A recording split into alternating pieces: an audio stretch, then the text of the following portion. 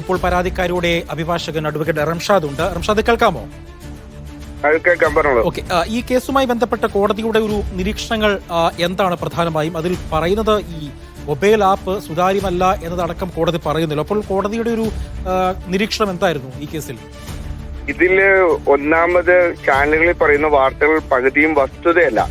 Youth Congress സംഘടനാ തെരഞ്ഞെടുപ്പുമായി ബന്ധപ്പെട്ട് രണ്ടുപേരും യൂത്ത് കോൺഗ്രസ് മണ്ഡലം വൈസ് പ്രസിഡന്റായിട്ട് മത്സരിച്ച ഒരു വ്യക്തി നൽകിയ പരാതിയുടെ അടിസ്ഥാനത്തിലാണ് മൂവാറ്റുപുഴ മുനിസിപ്പൽ കോടതിയിൽ സൂട്ട് ഉണ്ടായിരുന്നത്.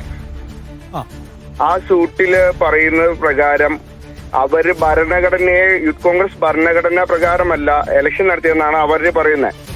അത് 1986 ഭരണഘടന പ്രകാരമാണ് അവർ സമർപ്പിച്ച ഭരണഘടന. അതാ ആ ഭരണഘടന എന്ന് പറഞ്ഞ അവർ കൊടുത്തിരിക്കുന്ന ഒരു യൂണിവേഴ്സിറ്റിയുടെ ലെക്ചർ നോട്ടായിട്ട് ഉപയോഗിക്കുന്ന പുസ്തകമാണ് അവർ സമർപ്പിച്ചിട്ടുണ്ടായിരുന്നത്.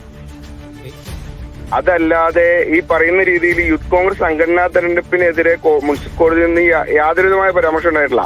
അതില് ആ പറയുന്ന ഭരണഘടനാ പ്രകാരമല്ല തെരഞ്ഞെടുപ്പ് നടന്നതെന്നുള്ളത്. അത് കാലാകാലങ്ങളായി യൂത്ത് കോൺഗ്രസിന്റെ ഭരണഘടന ഭേദഗതി നടത്തിയാണ് തെരഞ്ഞെടുപ്പ് നടത്തുന്നത്. ഇതിനു മുമ്പ് ഡീൻ കുര്യാക്കോസ് പ്രസിഡന്റായ തെരഞ്ഞെടുപ്പിലും ഷാഫി പറമ്പിൽ പ്രസിഡന്റായ തെരഞ്ഞെടുപ്പിലും ശ്രീ രാഹുൽ മാങ്കൂട്ടത്തിൽ പ്രസിഡന്റായ തെരഞ്ഞെടുപ്പിലും കാലാനുസൃതമായി സംഘടന നടത്തുന്ന മാറ്റങ്ങൾക്കനുസരിച്ചാണ് തെരഞ്ഞെടുപ്പ് നടത്തിയിട്ടുള്ളത്. ഈ രാജ്യത്ത് 28 സംസ്ഥാനത്തിലും യൂത്ത് കോൺഗ്രസ് അഖിലേന്ത്യാ കമ്മിറ്റി നിർദ്ദേശിക്കുന്ന പ്രകാരമാണ് തെരഞ്ഞെടുപ്പ് നടന്നിട്ടുള്ളത്. ഇതിന് കേരളത്തിന് ശേഷം കർണാടക അടക്കം പല സംസ്ഥാനങ്ങളിലും തെരഞ്ഞെടുപ്പ് നടന്നിട്ടുമുണ്ട്. അത്തരത്തിലുള്ള യാതൊരു വിധമായ കാര്യങ്ങളും ഇല്ല. ഈ ഇവര് പറയുന്ന ആരോപണങ്ങളെ കോടതി പോലും ഖണ്ഡിച്ചിട്ടില്ല. വളരെയധികം നന്ദിയുണ്ട്. സമയപരിമിതിയുണ്ട് അഡ്വക്കേറ്റ് റംഷാദ്, അതുകൊണ്ടാണ് ഞാൻ ഇടപെടുന്നത്.